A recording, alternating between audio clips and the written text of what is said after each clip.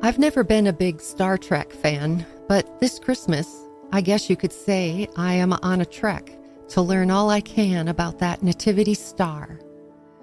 One of the ways I like to study a familiar passage, such as the nativity story, is to ask as many questions as I can, not in a way to cast doubt, but as a way to open up my understanding and imagination.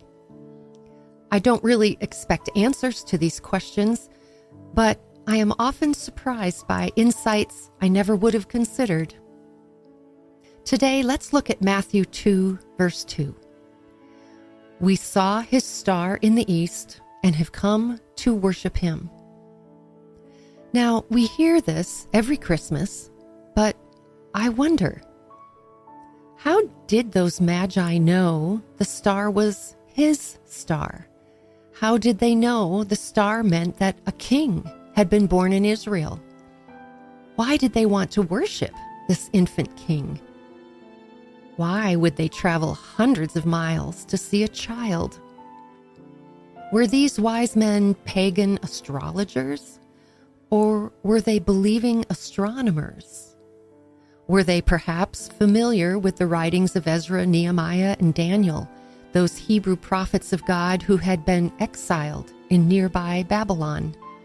Is it possible they had studied those ancient scrolls? Did they recall the days in Persia when Queen Esther saved her people? Esther 8:17 says, "Many people of other nationalities became Jews." Or perhaps, did the Magi have a copy of the Pentateuch, the first 5 books of the Old Testament, where the prophet Balaam declared in Numbers 24:17, "A star will come out of Jacob, a scepter will rise out of Israel"?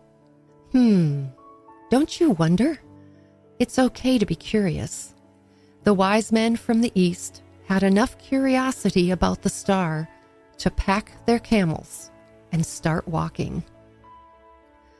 Lord, we ask that you make this old story come alive in our hearts this year as we ponder and wonder and worship. This is Dinah Overleen, inviting you to join me next time as we continue to follow the star in the 12 devotions of Christmas.